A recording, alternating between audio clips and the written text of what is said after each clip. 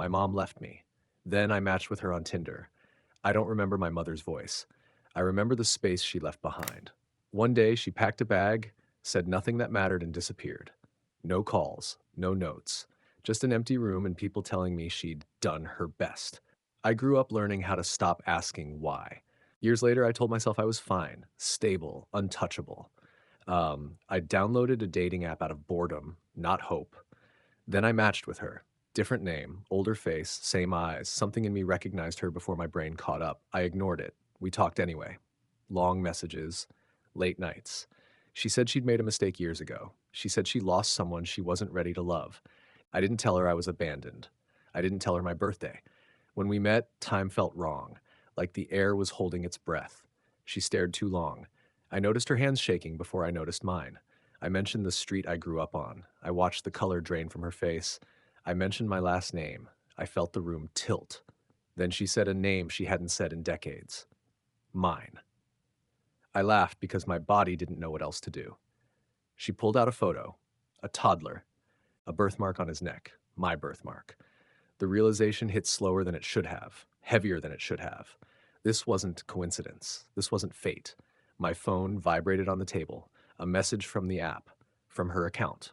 It said she didn't know. It said she never meant to find me this way. But I realized something she hadn't said. She recognized me before I recognized her. She stayed anyway, and now I had to decide whether she was my past or the reason she left in the first place. I didn't sleep after that night.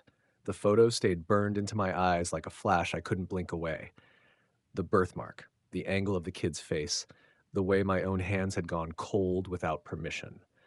I went home on autopilot, locked my door, and sat on the floor like I was waiting for someone to come explain what reality was supposed to be. By morning, denial tried to crawl back in. People don't just match with their missing mother on a dating app. People don't sit across from their own origin like it's casual. People don't get their entire childhood thrown onto a restaurant table in one silent, disgusting second. But my body didn't care what was normal. My body remembered. I started digging, not because I wanted to, but because my brain couldn't stay still without an answer. I pulled out the documents I kept in a folder I almost never opened, the paperwork from the system, the intake forms, the last name that had changed between homes like it was a costume I didn't pick. I searched for every detail I'd ignored as a kid because I didn't the words to fight adults with clipboards. There was one thing that never changed: my original birth certificate copy. Smudged, folded, stamped, real. I stared at the mother's name until it stopped being letters and started being a wound. Then I compared it to what I'd seen on her profile. Different name, same middle initial, same date of birth once I found an old public record site, same hometown, same age, same everything. It was her. All those years, I'd imagined her as one frozen image, a villain, a ghost, a blank space. I'd never imagined her as a person who got bored on a Tuesday night and started swiping. And I couldn't shake the worst part. The recognition hadn't hit her late like it hit me.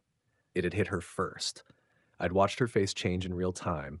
I'd watched her body react before my brain even caught up. She had known. Maybe not immediately, but early enough to stop, early enough to walk away. And she didn't. That truth sat in my chest like a weight that wanted to be anger, but couldn't find the right shape. Anger would have been easier. Anger would have been clean. This wasn't clean. This was sick in a quiet way, like mold behind a wall. I opened the app again and stared at the thread until my eyes hurt. Every message from her felt different now, like it had been written by someone wearing someone else's face. Compliments became experiments. Curiosity became calculation. Vulnerability became bait. And something else surfaced that made my stomach twist. The details she'd pulled from me without ever looking suspicious. The way she'd nudged my past out of me like she was checking boxes. The way she'd made herself feel safe while asking me questions that should have made her run. I didn't want revenge. I wanted control back. So I took it in the only way I knew how. I shut my phone off, grabbed my keys, and went to the one place I hadn't visited in years, the neighborhood where everything had started. It wasn't nostalgia. It was investigation. I walked the block like I was mapping a crime scene. The corner store, the cracked sidewalk, The building where a stranger once told me to stop waiting at the window because nobody was coming. There was a community center nearby, the kind with bulletin boards and flyers that look older than the paint. I didn't have a plan. I had a name and a sickness in my throat. I asked about old records, old programs, anything. I got redirected, stared at, brushed off. Then I got lucky. A staff member recognized the name, not with certainty, but with that pause people do when a memory bites them. A story surfaced about a woman who used to show up years ago, jittery and panicked, asking if anyone had seen a boy. Not to take him back, just to know if he was alive. I should have felt something warm in that. I didn't, because looking for proof that someone feels guilt doesn't undo the fact they still did it. I drove home with my head buzzing, and the buzz became clarity the second I stepped into my apartment. I wasn't a kid anymore. I wasn't a file. I wasn't waiting for anyone to choose me. I could choose myself now, even if my hands were shaking while I did it. I turned my phone back on. There were more messages, more attempts, more panic, more words that tried to make the situation smaller than it was, like language could shrink what she'd done. I didn't respond. I screenshotted everything instead: the profile, the timestamps, the thread, the picture, the exact moment the app turned my life into a twisted coincidence. Then I called someone I trusted, not to talk about feelings, but to keep me anchored while I handled the practical parts. I scheduled an appointment with a therapist that specialized in adoption trauma and family estrangement. I emailed a lawyer for advice on boundaries and harassment because I wasn't going to let her rewrite the rules again. I locked down my social media, checked my privacy settings, and made sure my address wasn't floating around online like a welcome sign. And then I did the hardest thing. I wrote one message. One, not an argument, not a conversation, not an opening, a boundary. I kept it short enough that it couldn't turn into a negotiation. I made it clear that there would be no contact going forward. I made it clear that any attempt to reach me through new accounts, mutual friends, or surprise visits would be documented. I made it clear that I was not her second chance and I wasn't her secret to unwrap. I hit send, then immediately blocked her. Not because it made me brave, but because it made me free. The days after were ugly. My brain played highlights against my will. My stomach turned at random moments like it was trying to reject the memory.